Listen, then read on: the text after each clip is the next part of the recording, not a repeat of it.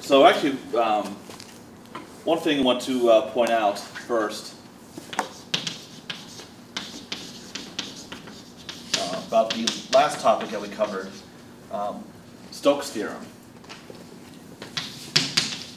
I want to say a little something about orientation.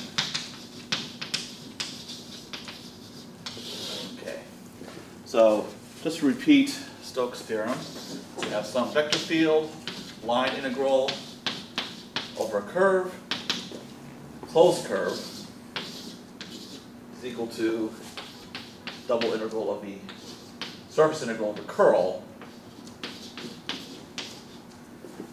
over a surface that's contained by the curve. Now, if a curve is parameterized by some function r of t, t runs from a to b, and the surface is parameterized by a function of two variables, g of uv, and uv belong to some two-dimensional domain D, then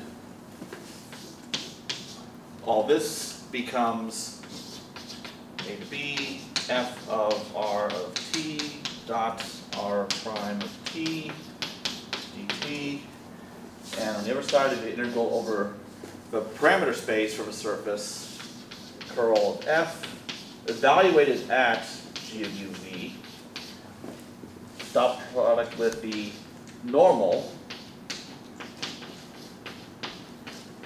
du dv. Now, the thing you get to be careful about,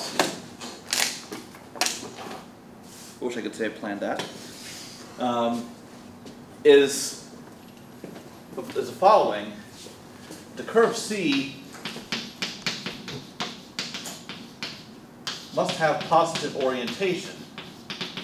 Now, I've talked a little bit about that, but I want to explain what that means a little more clearly than before. Now, the idea is, if this is your surface S, here's your curve C,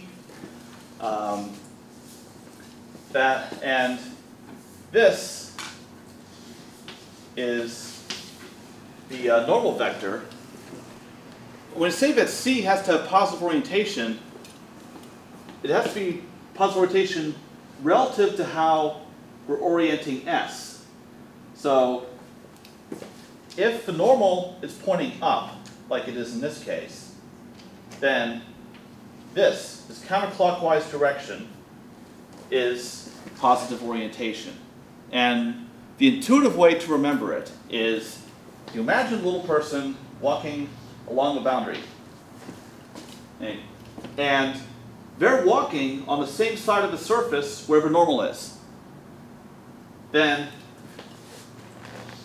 the region should be on the left as they walk.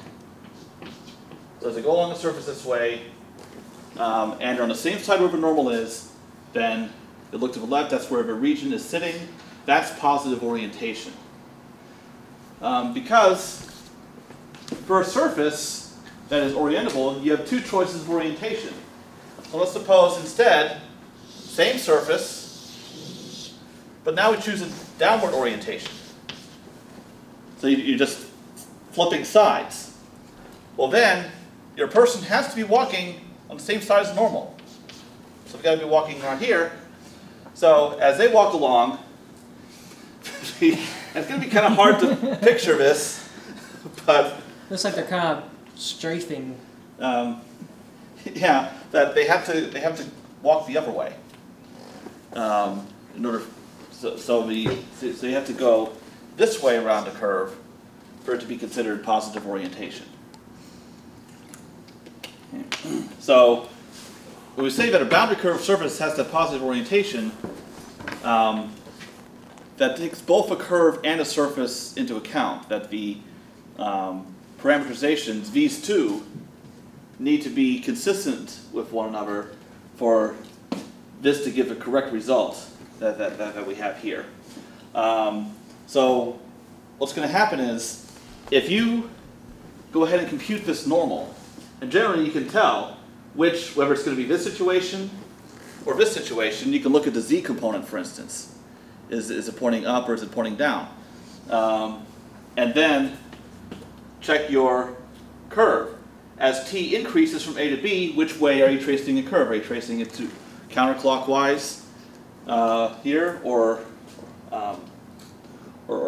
clockwise as in this case? And it all depends on how you do this parameterization, because in many cases there's more than one way to do it. So if you find that one of your orientations is wrong, then you need to reverse it. So for instance, to reverse orientation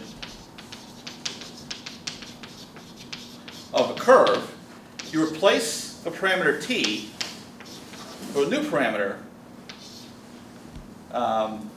s, where you define s to be a plus b minus t. So when that happens, when t is equal to a, then s is equal to b, and vice versa. So you're just going to trace the same curve in the opposite direction, from a terminal point to the initial point. So that's how you can reverse the orientation of a curve. To reverse the orientation of a surface, you just interchange the roles of the variables, u and v. Because what that does is, then you're going to be computing gv cross gu. What happens in a cross product when you change the order of the vectors? Dot product doesn't change anything. But what happens if you change the order in a cross product? What? Sign? Sign changes. Yeah. So once you flip this, you flip the normal. You're on the other side of the surface, and you're walking upside down. Okay. Now, no, there are not any orientation issues, any orientation gotchas coming up on this exam that you're working on now.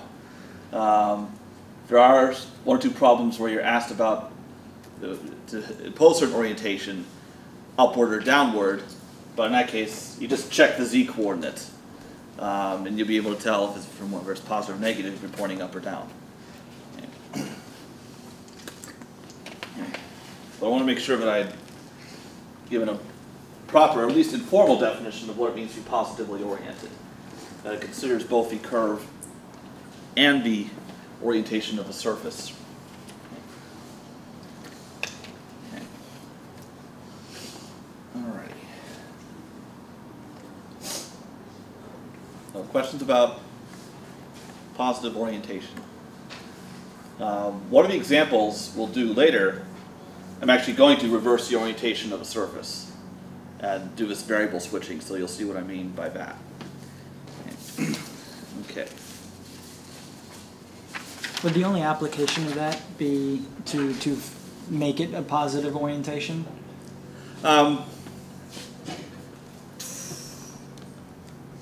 Generally speaking, because a lot of these theorems, like Stokes Theorem, they are only true if the orientation is a certain way.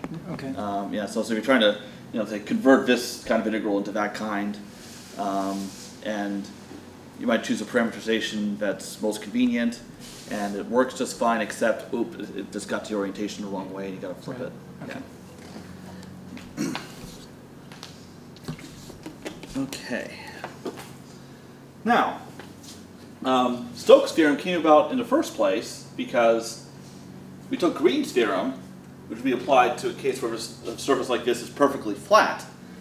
We took one of the versions of Green's theorem and applied it to a more general surface, the potato chip example, and that's how Stokes Theorem fell out.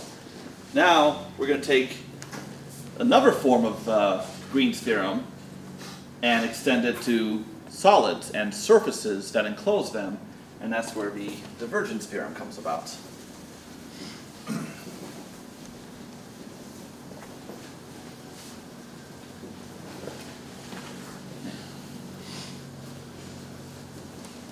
So, suppose you have three-dimensional solid E, and the bounding surface, which is often written this way, with a partial symbol of an E that indicates